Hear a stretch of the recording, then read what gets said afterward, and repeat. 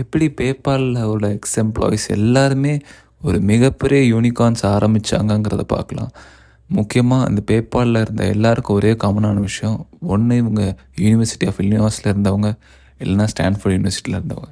இந்த பேபால் மாஃபியாவில் இருந்த 4 முக்கியமான நபர்களை பார்க்கலாம். ஒருத்தங்க வந்து மேக்ஸ் லெவிச்சின், அப்புறமா வந்து பீட்டர் தியல், அதுக்கப்புறமா நமக்கு எல்லாருக்கும் தெரிஞ்ச நம்ம இலான் மஸ்க், டெஸ்லாவும் அப்போ ஸ்பேஸ் எக்ஸ்கோ ஃபவுண்ட் பண்ணார் அவர். அடுத்ததாக பார்த்தீங்கன்னா ரெய்ட் ஆஃப்மன், இவர் லிங்க்டினோட ஃபவுண்டராக இருந்தவர். இந்த பேபால் குரூப்புக்கு வந்து ஒரு முக்கியமான ஒரு குவாலிட்டிஸ் ட்ரேட்ஸ் இருந்தது.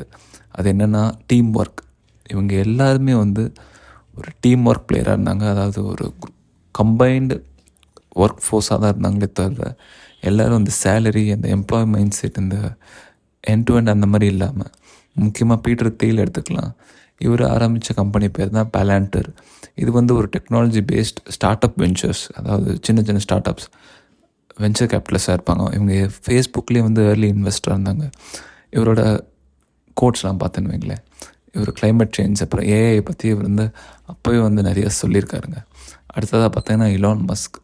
இவரை பற்றி நான் சொல்ல தேவையில்லை, இவரை பற்றி எல்லாருக்குமே தெரியும். முக்கியமாக பார்த்தீங்கன்னா இவர் இந்த never give up mind set, இதனால் வந்து இவரோட ஃபேவருக்கு வந்து ஸ்பேஸ் எக்ஸ் டெஸ்ட்டில் ஆரம்பித்து அது வந்து அதோட மார்க்கெட் கேப் மட்டுமே எடுத்திங்கன்னா கிட்டத்தட்ட $800 பில்லியன் இருக்குங்க.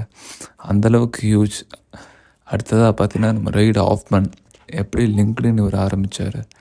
இந்த லிங்க்டின் கோஃபவுண்டராக இருந்தவர் தான் இந்த ரெய்ட் ஆஃப்மன். இவரை பற்றி நிறைய பேருக்கு தெரிய வாய்ப்பில்லை, பட் இவர் தான் லிங்க்டின் ஆரம்பித்தார். அடுத்ததாக பார்த்தீங்கன்னா மேக்ஸ் லெவிச்சின், இவர் அஃபம்னு ஒரு கம்பெனி ஆரம்பித்து பேபால் மாஃபியாவில் வந்து கடைசி ஒரு மெம்பராக இருந்தவர் தான்.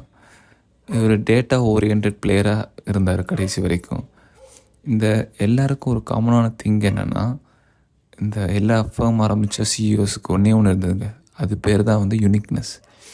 இந்த எல்லா கம்பெனி ஸ்டார்ட் பண்ண இந்த நபர்கள் வந்து ஏற்கனவே இருந்த ஐடியாஸோ ஏற்கனவே இருந்த பிஸ்னஸையோ அவங்க புதுசாக பண்ணலைங்க.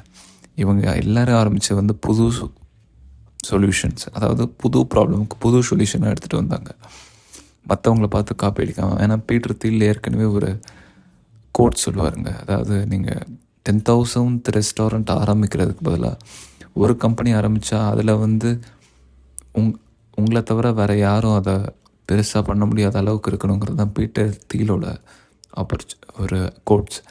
இதுலேருந்து என்ன தெரியுதுன்னா, நம்ம வந்து யூனிக்னஸ்க்கு தான் போகணுமே தவிர மற்ற எல்லோரும் பண்ணுறத பார்த்து நம்ம பண்ணக்கூடாதுங்க. அதாவது பேபால் மாஃபியாவில் நமக்கு தெரிஞ்சது.